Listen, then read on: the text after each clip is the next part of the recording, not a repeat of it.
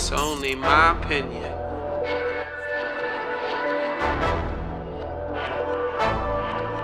Coffee milk.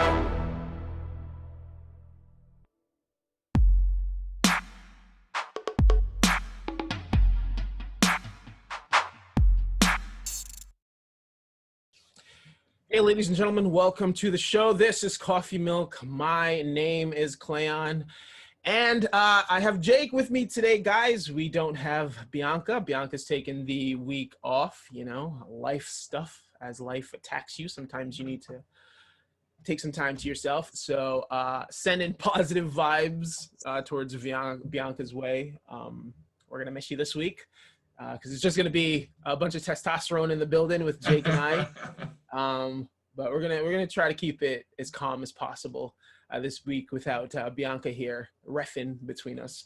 How's your week, Jake? How's everything going, man? It's going well. Can't complain. It was humid. It's very humid yesterday. Other than going through the same stressors that I think everyone's going through in this coronavirus era, everything was pretty good. Cool. Yeah, well, I would speak of adventures that I've had, but I have had none. So I can only speak of same old. I've been doing the same thing I did last week. But yeah, this week how's this week sort of been news-wise for you? Like, have you been sort of checking into the world or?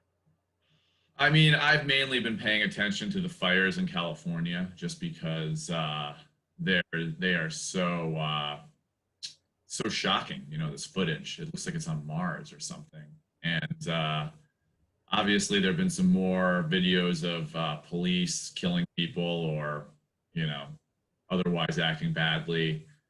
And I've been glued to the campaign coverage. I'm really worried Trump's going to win again. So yeah, I've been watching a lot of that. What about you? It's a possibility. I've been I've been keeping the election at an arm's length. I already made up my mind. I don't need any more information. There's nothing that can be said that's going to make me think twice or be like, I wonder. So I feel like if I've already sort of made up my mind, there's no need to consume too much of it. But I still like to sort of be aware of what's going on in all the insanity. So yeah. But other than that, man, video gaming and all that stuff, typical Nice. bachelor life. The opiate of the masses. Huh? Video games, they're the new opiate of the masses. It's what keeps us calm. It's I would like to compare it more to a pacifier. It's the pacifier for adults. What I would like to do is sit and discuss something with you that's in a sort of more calm manner. Because I feel like the discussions that we've had in the past are just a lot of chaos and yelling and sort of not listening. And it's great TV though. Great TV. I don't feel good about it. Yeah. I don't want to like do something that I don't feel sort of good about. And I don't feel good about random yelling to entertain people. Like that's not what I'm if I wanted to do that, I'll do some improv or some shit. So the thing I wanted to, because you and I differ on this, and I think this is sort of a good episode. Bianca's not here on this subject. The subject that I'm talking about is reforming the police, because I don't have to go over all the cases that have happened. I guess I just want to sit and listen to what your issue is with the statement or with the act of reforming the police. Well, no, I mean, we need to reform the police. It's like, obviously it's a long time coming. No, I'm totally in favor of reforming the police. I think what we disagree on is specifically defunding the police and whether or not that's the best avenue to reform the police. Because no, I mean, like, I definitely think we need to reform the police. I think we need to get rid of a lot of the officers across the country. You know, like, different police forces are different. Different police officers are different. There are some that are in more need of reform for another than others, but definitely people who are cops now need to get out of the way. We need to hire new cops. We need to get better information on on what's going on in police departments. And obviously we need to radically change the way folks are being trained. And I just think all of those are going to cost a lot of money. And I think defunding the police, you know, cutting their budget by 50% like they did in Seattle, I think that's going to mean fewer new cops, no new training, and just less transparency because they won't have the money for data collection. And in fact, that's already happening in Seattle. They're already making moves to cut all those things. So yeah, no, I think we need to reform the cops, and I think we need to take it seriously. And I think that's just going to cost a lot of money. And when I see people in like black masks, you know, marching down the street holding defund the police signs, I think they're understandably mad at the police, but I don't think they're thinking it through, like what the near and medium and long-term consequences of that are going to be. Okay, so a couple of things. I don't understand how you don't understand that reform and defund are basically the same thing. When you say that you're for reform, but you're against defunding the police, it sounds like you're talking in circles.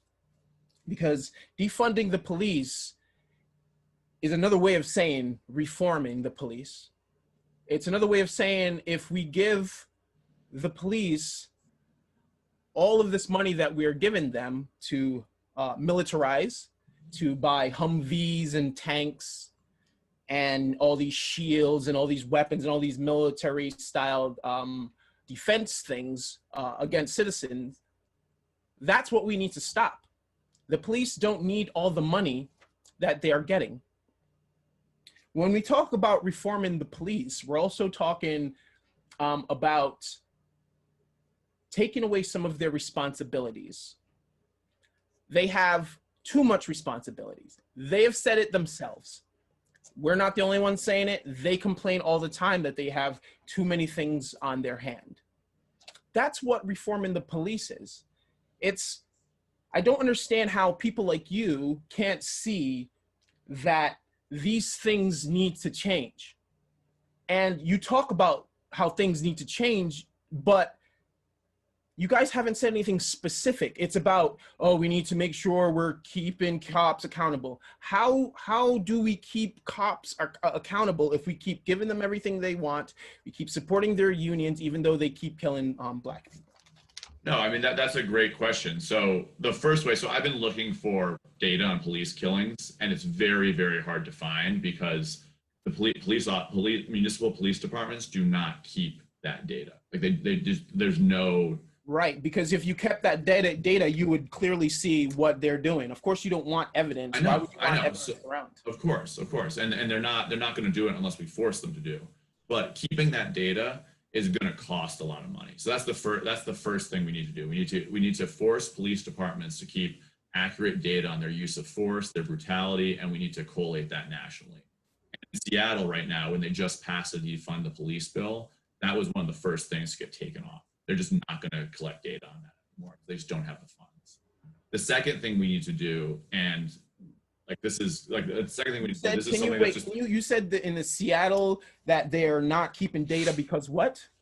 Well, you know that they just passed the defund the police bill. They're going to cut the police budget by 50%. Right, but you said that they're not, right? So so Seattle, being a progressive city, had pretty good data collection on police brutality, use of force. That's one of the first things getting cut under the defund the police because they have union, they can't fire people first. They have to basically because of contractual obligations. So why? So you're highlighting that because why? So you're saying because well, because you're saying that there's not there. How are we going to fix it? I'm saying one of the ways, the first way, and this is just one of many I want to mention, is by collecting good data on the police and forcing police departments to cut data. And yeah. Go on. So you said to collect data. So how? Okay. So you said the best way, one of the best ways, is to allow the police to collect data. and you're saying defunding the police is somehow getting in the way of that? Yeah, so it's the first step. Like the first step we need to do is make these people. And you think it's directly because we're defunding the police. So you're ignoring the fact that all the other states that don't do it, you're ignoring that fact, but you're focused in saying it's directly the defunding the police that is somehow contributing to that. So one thing we need to realize is different municipal police departments do things completely differently. And in most big city police departments, they actually collect data pretty well. NYPD, LAPD, Seattle, it's real easy to get data from these. Well, not anymore Seattle, but until this year, Seattle was among the cities. It was very easy to get clear, reliable data on brutality, use of force, you name it. In smaller places like Rhode Island, places like that, we don't have the same level of resources. What I'm saying is by defunding the police in Seattle, they're taking a police department that had pretty good reporting on all of that stuff. And now they're going to make it so there's just, they're not even. How do you know that? How do you know that for a fact? How do you not know that they're actually right now, just because it's new, reworking the process, and then they'll have funds for that? How do you and also, why can't there be a separation where someone else is keeping the data? Because first of all, that's police policing themselves, which is also a thing that we need to change. So I don't agree that defunding the police is gonna sort of go into chaos because people are no longer going to be able to keep stats. There are ways to actually do that. We just now have to change the system to have someone else do it. So I don't think one correlates into the other. I don't think it's fair for you to try to connect that with that when the history has told us otherwise, has told us that they haven't been doing it. How can you blame something on something that we haven't been doing and saying that is the issue? Well, if you look at big city police departments, they have actually put a lot of money into doing. They have been keeping track of it, mainly in the past 10 or 20 years, because they've been under pressure from activists to do so. So I know, but another thing, Clayon, is a big problem with police forces right now is they can't hire. Like they have to scrape the bottom. No one wants to be a cop. Like the pay is shitty. That's not true. You're taking recent occurrence and then saying that hasn't been the case for cops.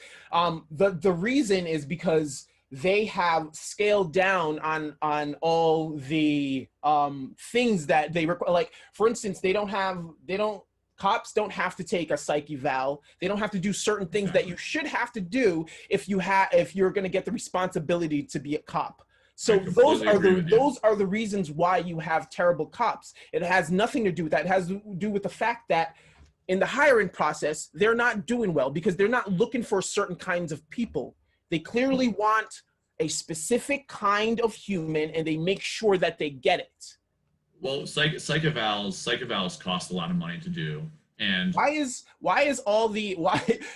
feel like all your comebacks is it costs a lot of money. Yes, it costs a lot of money for society to work. That's why people have jobs. That's why we have government.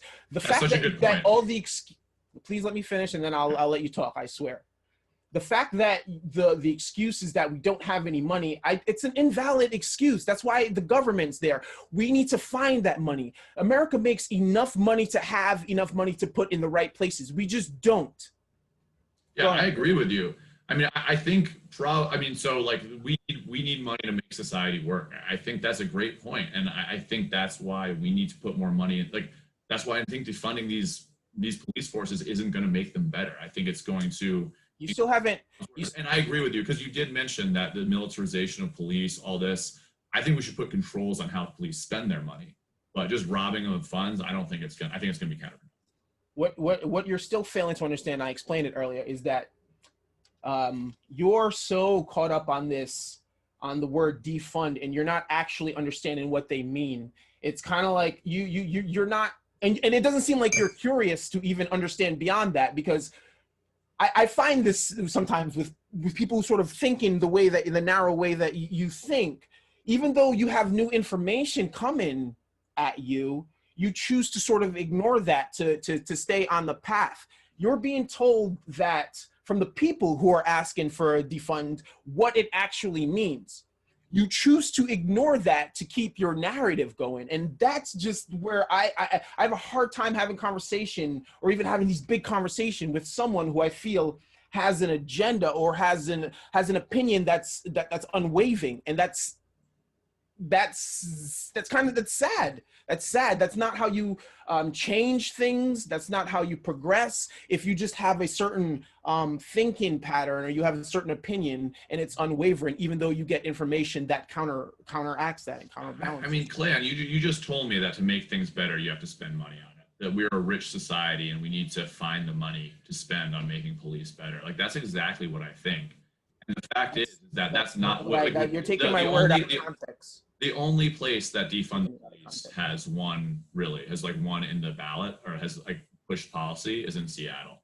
And they're just point blank period, what they wanted to do was cut the police budget by 50%. I mean, I don't think you haven't said anything to convince me that that's going to make things better.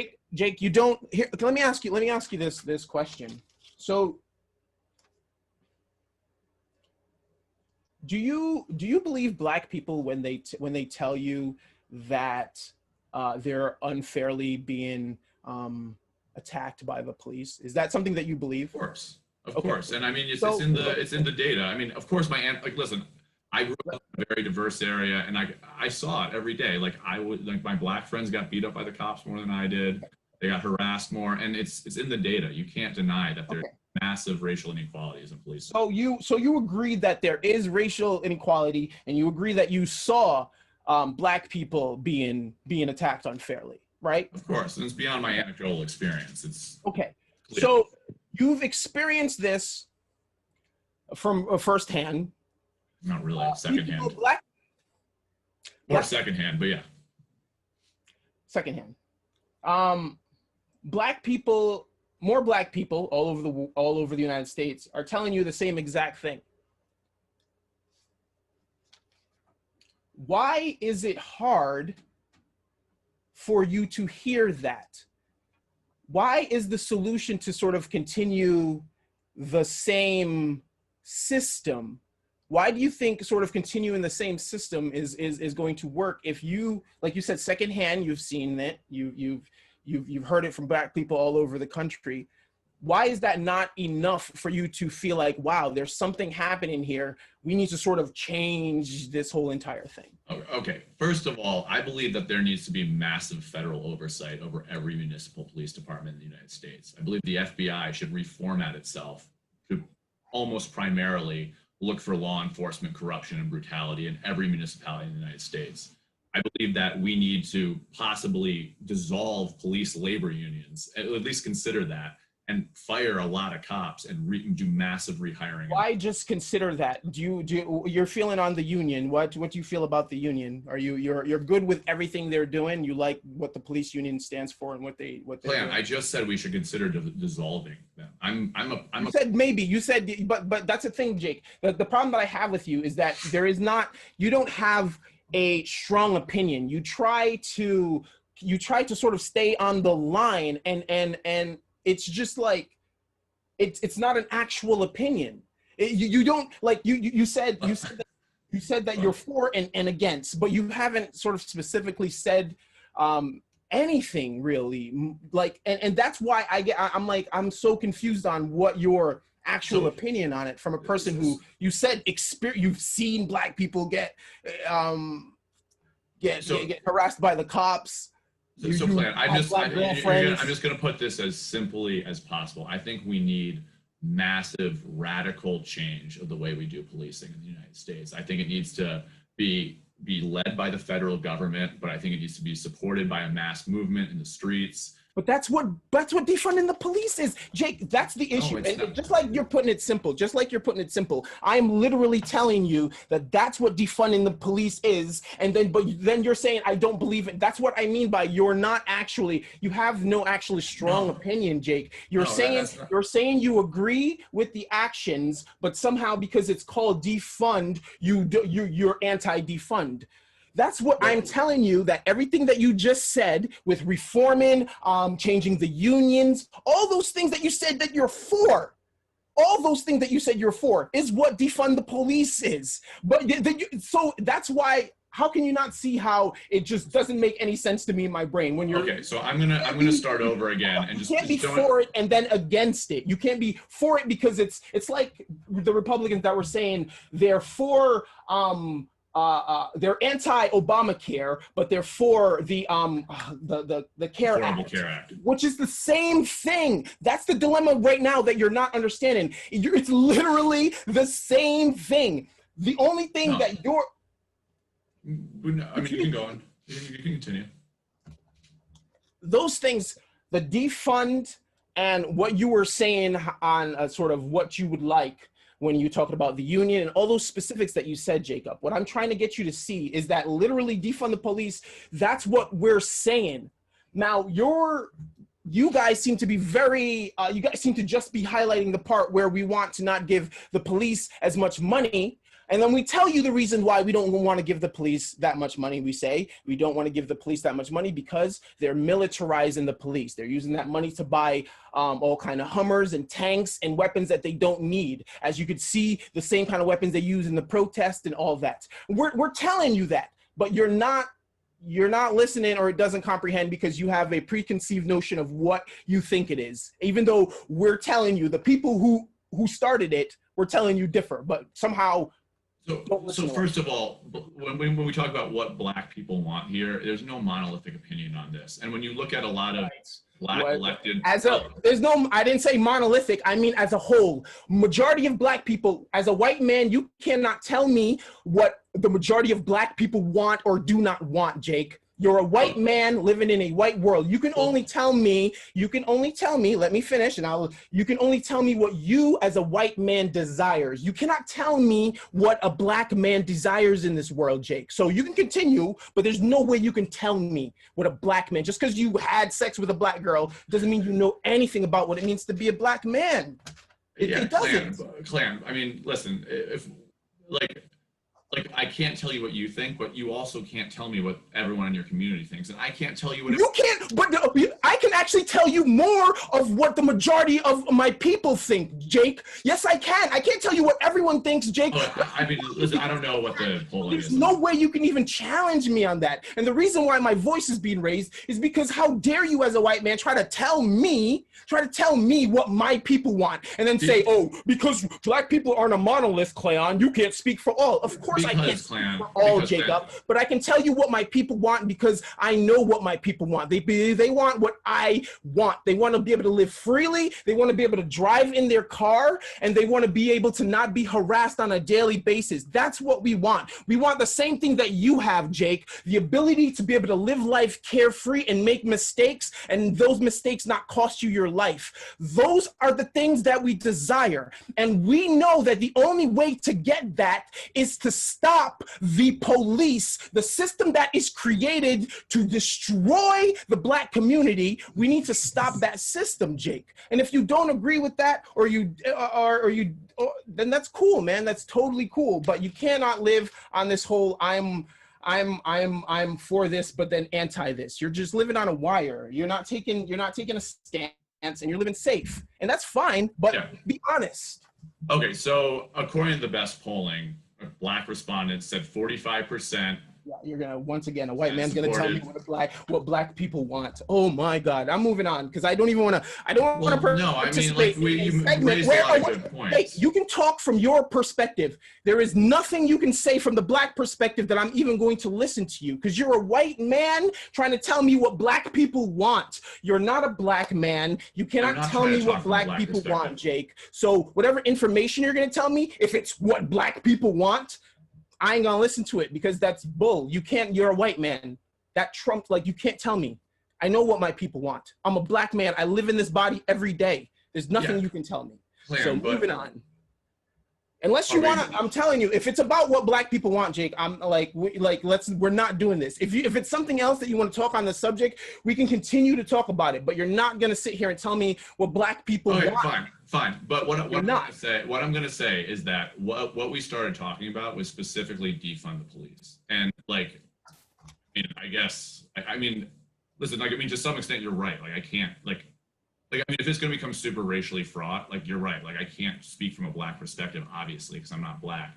But what I'm saying is that there are, like, this is going to be a tough problem to deal with, reforming the police. And the only thing I disagree with is that doing something like Seattle did, which they did to fund the police, is the only place that's been tried yet.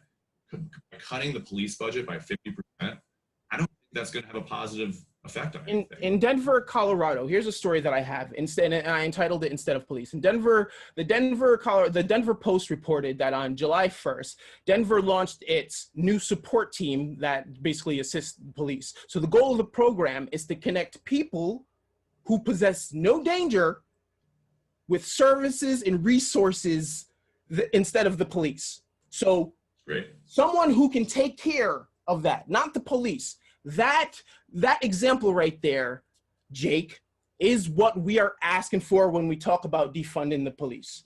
We are talking about taking some of the responsibilities from the police. Police should not be called if some homeless person or whatever is upset, or someone's. Why are we asking people to come there with guns? These are examples of what we mean by reforming and defunding the police. 100%. If you can't get that, then I understand where you're headed. No, Clayon, where I'm coming from is I would like to see us really take this problem seriously, and that means we do funding to non-police interventions. It's not just mental health services, although that's an important one. It's violence interventions. A lot of those have to do with mental. Like, that's the thing. The key, what you don't think big.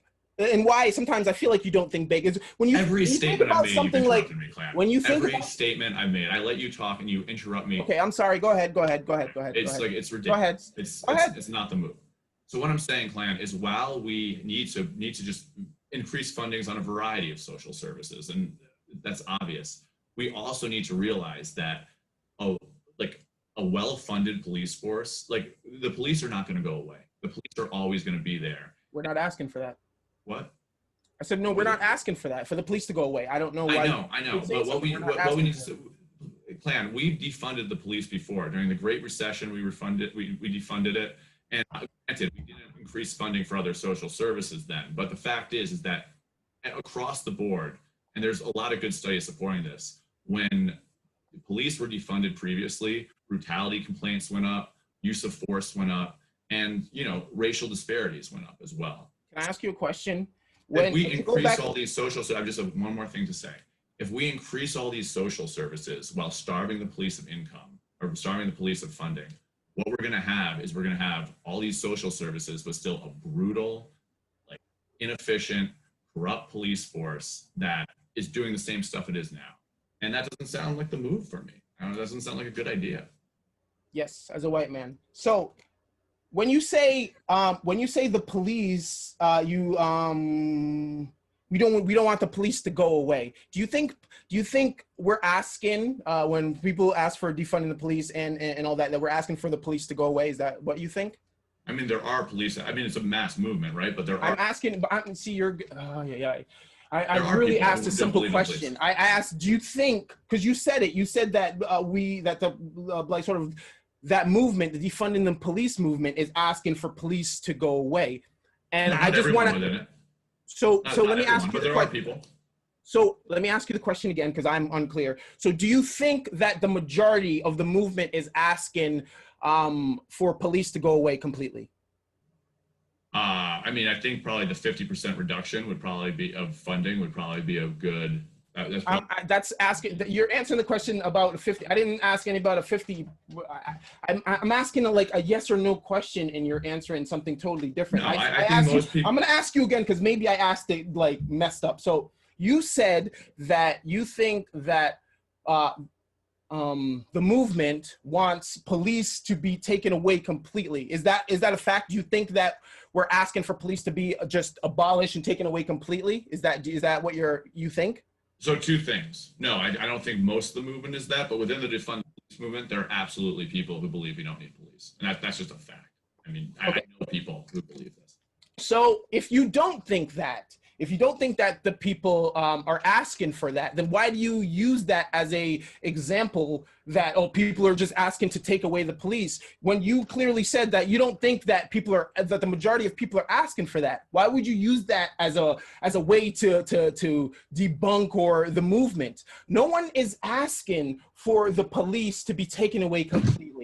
I'm gonna try to clarify all these beliefs that you have. Again, you're not gonna listen to me, I know, but no one is asking for the police to be taken away completely. So when you use that as a representation, like, oh, the movement is asking for police to be wiped out completely. No, we're not. We're asking, once again, for their budget to be lowered so that they cannot keep buying military things and things that are unnecessary. We can find a budget that works for them, that they can do their job, and without it, we can find that balance. For some reason, you think that defund means taking away all their money and then there'll be no cops, when that's not how things work. Like, there's always a middle ground. That's why things are called negotiation. Like, that's what you negotiate a contract. You negotiate things. You get something, the other person gets something. So I don't understand how all of a sudden we don't understand what negotiation is and we think it's going to be one thing or the other. So I just think this goes back to my original point on why I brought this up and why I have a hard time with having conversation with someone who has the mindset like you, where when I hear new information, that gets me to sort of think beyond what I thought. If someone comes at me with new information, for instance, there's someone that said they got raped, and I know the person that raped them. Now, at first, I'm going to be like, I know this person. I've had years of interaction. I've never seen that. So I'm going to believe my friend. But if more people continue to add on and more girls come and be like, hey, man, this is what he did, guess what I'm not going to do? I'm not going to continue to believe my friend. That's what people like you don't do. You have a preconceived notion of what you think. New information comes, you will ignore it and delete it out of your brain so that you can keep whatever your biased opinion on whatever is. And that's sad. That's sad. It doesn't help with progression. That doesn't help with the world. That doesn't help with people in need. Oh, this is an exhausting conversation, but I just want to say that my prejudice, my bias is against the police. I was raised not to like them. I don't like them. The fact is that if you look throughout history, throughout recent history, when we have cut police budgets drastically, all the problems we're talking about here, their incompetence, their corruption, their brutality, their racism, all of those get worse. This is new information I found, and it changed my opinion because I'm amenable to defund the police argument. But I just think that it's overwhelmingly, if you took a look at the data, you would agree with me that overwhelmingly I did look at the data and I don't agree with you. I mean, you can't. I did look at the data. Like, this is something I live, so I make sure that I know what's happening. And I don't agree with you. I'm a black man. I know what I experience. I know what other black people experience. If they're telling me, if I see it, if I feel it, then I want to do something about it. I'm not gonna just pretend like it's not happening and go on with my life. I'm not pretending like it's not happening. You said this is Clayon, you're not even. It's like you're talking to a different person. It's like you're. Dude, you're not, because you're not listening. You don't care, Jake. Here's the thing. This is why it's a hard discussion. You're not willing to be changed, Jake. You have an opinion. You have an opinion, and you stay steadfast on that opinion. And it doesn't matter that people are getting harmed by this opinion. The reason why I get irate is because people like you have control of the world, bruh. And and the fact that you hear that people are getting harmed and your whole discussion is, oh, we should just stay the same, man. And then we're like, okay. Man, I have never, this is just such you did, because you can't say you're for and against. You can't say you're for and against, Jake. You can't be for and against something. To me, man. You can't be for and against something. You can't be for and against something. Dude, like, it doesn't make sense. Imagine, Clayon, imagine if I said I was for reforming the schools and the way I was going to reform it was just defunding them. Just fuck them. They're not the same thing. You don't handle everything in the same way. Like this is not the answer to everything. Once again, that argument makes no sense, Jake, because that is not what this is a specific situation for a specific thing. We're not saying everything goes wrong, let's defund it. So that argument makes no sense. It's like, oh, if I'm like, what? That makes no sense. No one's saying nothing about no one's saying anything about that. We're specifically talking about Black people dying and then asking, hey, the system that we all know as an educated white man, we all know that the system, I don't know if we all know, I'm going to say from my point of view, I know that this system is made to be very anti-Black, to be very minority. I know the system is made to police the minority. I know that as a well-educated Black man. The fact that you don't know that, or the fact that you know that and you don't care, it's upsetting in my soul. So it's either way. It's either you know and you don't give a shit, or you don't know, which in that case, you need to read up on it and fucking get in tune, dog. It's either way. You can't be like, I don't like this whole in the air shit, dog. Like in the air, what are you talking about, Clayon? It's like I can have it. We can so this is a tough policy problem, fixing police. And when you have tough policy problems, people of goodwill, intelligent people are going to disagree. Like I don't like. It's not about the Jake. The thing that I have an issue with is the fact that you are not willing to listen to the people who are being victimized by the system. You have your belief, and even though we're saying, hey, can we try something new? You want to stay in the same path. You're not willing to change because it scares you. Like that's the whole thing, and that's fine. But own that. Don't try to like pretend you're part of the team when you're not. All right, good. All right, so the next story that I have has to do, it's called Too Drunk. So TMZ reportedly gained access of the message between Megan Thee Stallion and Tory Lanez. So a couple of weeks ago, well, it's been like a month or something like that, probably more than that. In the beginning of the summer or the midsummer, Megan got shot in her feet. And for a while, she was kind of holding the situation to her vest. She wasn't telling everybody until I think it was a couple of weeks ago, she finally decided to let the world know exactly what happened. And so now, I guess this week, we found out that Tory sent her a bunch of text, and in the text, he tried to apologize. He said, one of the apologies he said was that he was just too drunk. And I guess he sent it roughly 15 minutes. He said, he says, I know you're probably never going to talk to me again, but I generally want to know, but I generally want you to know that I'm sorry from the bottom of my heart. I was just too drunk. Well, like, I feel like a call is probably what you should have done in that moment instead of a text. And maybe he tried to call her. I don't know. Like, who am I? Like, maybe he like tried to call her and she wouldn't like answer his phone or whatever. But in my opinion, I'm like, yo, that should probably be an in-person or even a call at best. Have you heard the news or? I did. Yeah, you're probably correct. She probably wasn't picking up her phone. She probably wouldn't meet with him. I think that's pretty clear. Yeah, I mean, I'm usually not one to incriminate myself via text message. That's not a very good idea. You shouldn't, kids. If you're going to talk some dirt, talk it before you write it. Don't write anything down. Yeah. Well, when you're panicked because you shot someone, you know. Yeah. Like I mean, I think she's made it clear that she's not going to go to the police, but I'm assuming they're planning to do something. I'm sure she has something up her sleeve for Tory Lanez, you know. So I wonder, is he arrested? Is he like, I feel like I don't understand what is the process when it comes to sort of arresting someone. She didn't snitch on him. She didn't testify, which is why initial police reports said that she cut her feet on the glass because she didn't tell them she was shot. So she's not pressing charges on that or anything, but he's going to cop the gun. He's going to get the gun charge. They're going to get him for the gun, not for the shooting, probably. They should definitely also kick him out of, like, he should just go back to Canada, maybe make some Canadian hits. Him and Drake can just like link up and do like I don't know. Probably, I'm sure Drake doesn't want anything to do with like a Tory Lanez at this point. to be honest. Tory Lanez is in trouble. Although Tekashi has been getting songs with people, so you never know if Tekashi can get. Yeah, I'm like, Nicki well, Minaj to go on a Tekashi's song he didn't shoot someone in the he didn't shoot a woman though. He snitched on his co-defendants though, which I think most people. Clearly, no one gives a shit about snitching.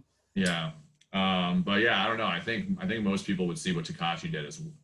I see them as both bad. I don't think either one is acceptable behavior. Do you think like all Tory needs to do is maybe like be out of the public light for like a couple of years and then release a gospel album? Oh God, he's gonna go like Kanye on us, just start just giving it up to God, and just all his songs are just gonna be about Jesus and shit.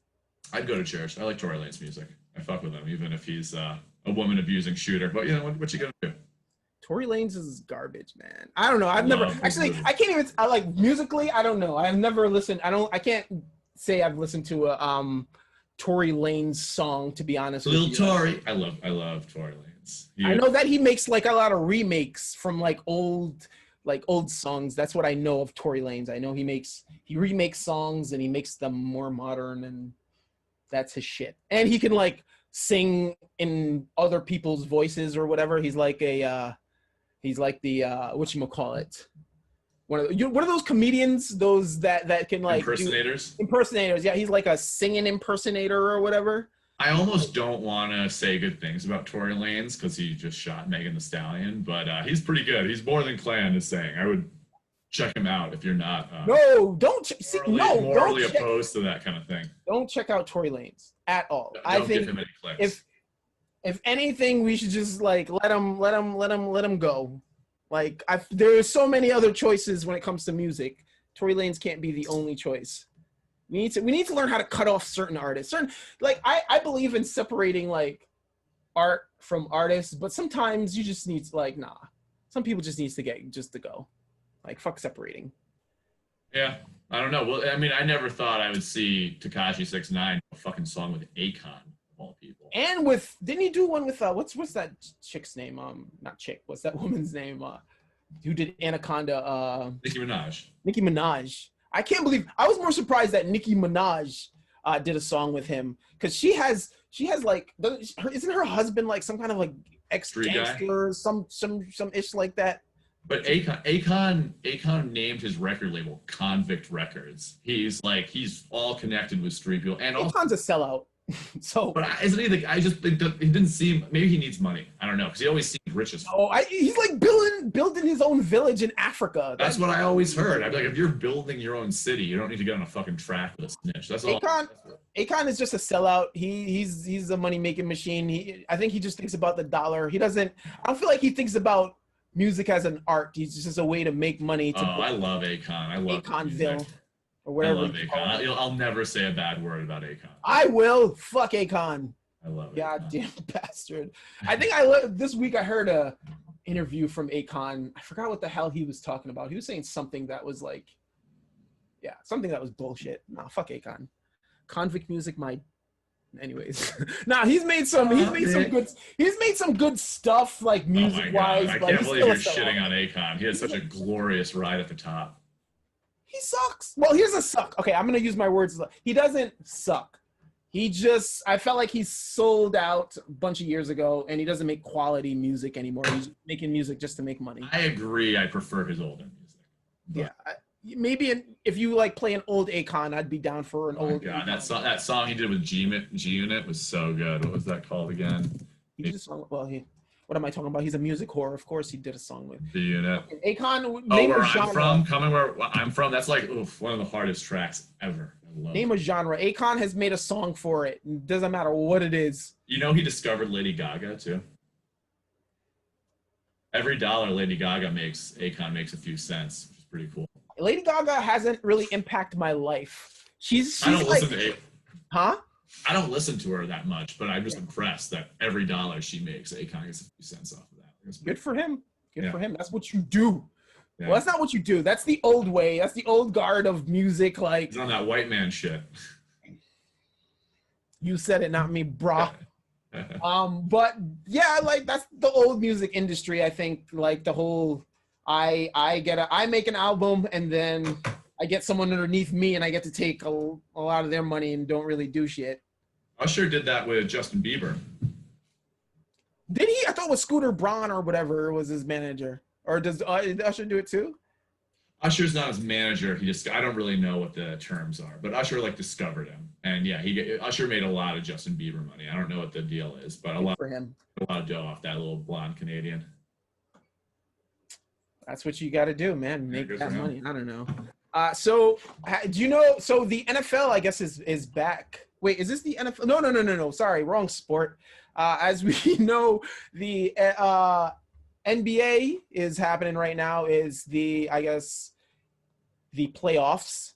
Mm-hmm. For the sport talkers out there right now, it's the playoffs. The NBC. I don't know. Anyways, not good at that. So, anyways, the NBA, they're having their playoffs, and I guess this gentleman, his name is Daniel House, or Daniel House Jr. is his name.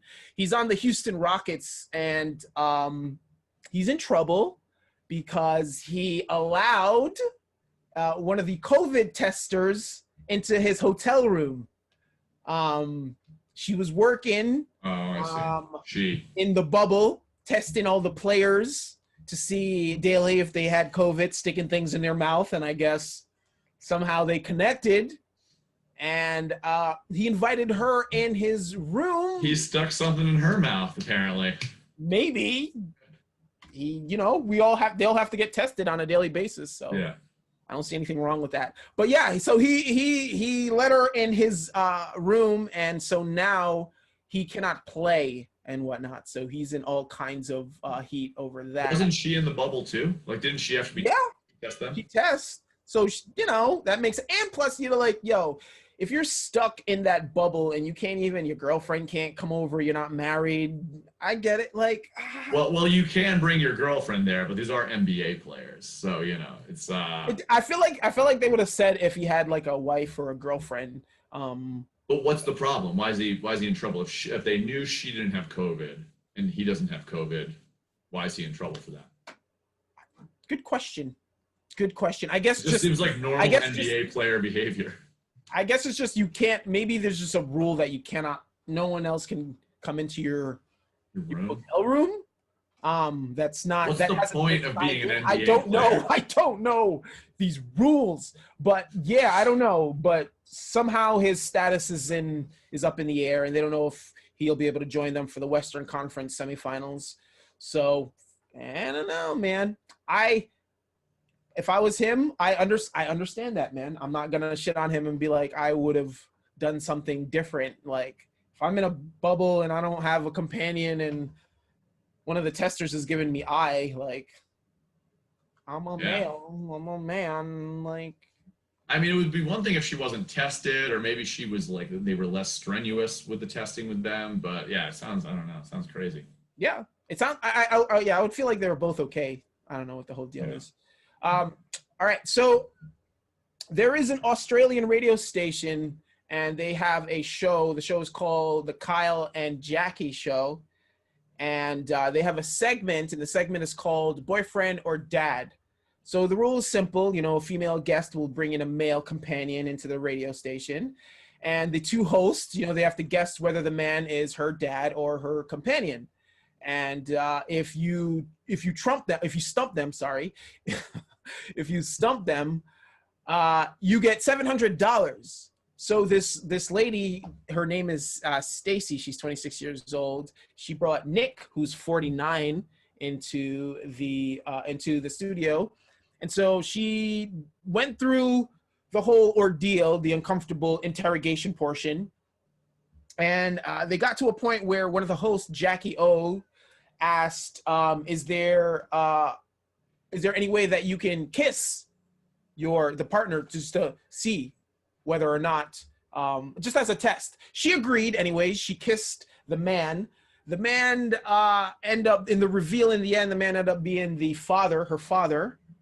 And so, yeah, they won the $700 from kissing each other. And I don't know. I guess they also won like a bonus. They won $1,000 bonus for stumping them. I don't know if that's worth kissing my dad on the lips. to win $700. Like, would you do that? Would you kiss your mom? Would you have a little makeout session with your mom to? I would not. They'd have to do better than $700. $700 plus $1,000 though if you win. So it's 1,000, 1,700. So 1,700. Yeah. So that's the thing. Honestly, if no one would ever know, I might be like, Mom, I'll split it with you. But if it was on TV, no, I couldn't do that on national TV for less than 2 G's. Yeah, I don't. If they added a decimal point or two, I would though. Yeah, it has to be like life-changing money. Like, if I get this, I'm gonna be good. I could start some kind of business.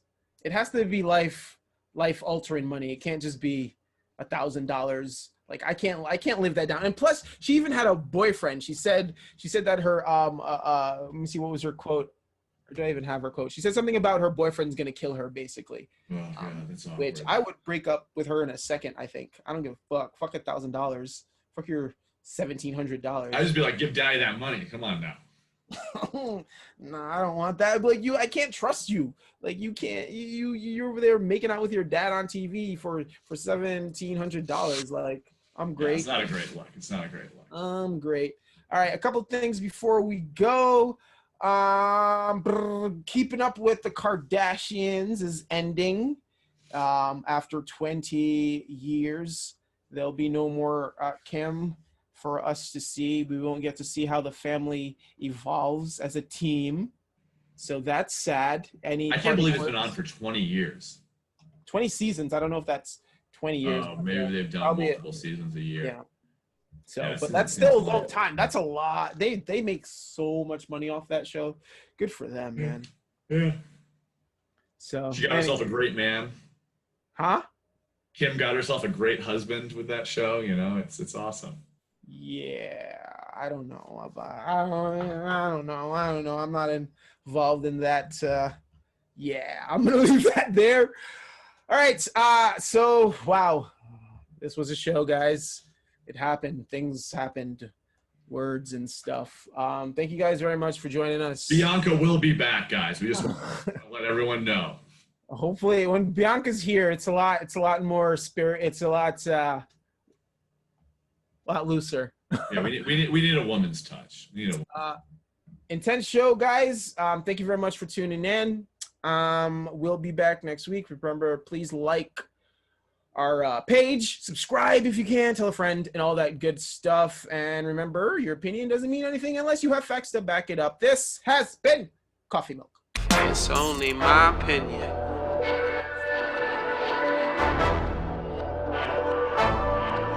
Coffee Milk.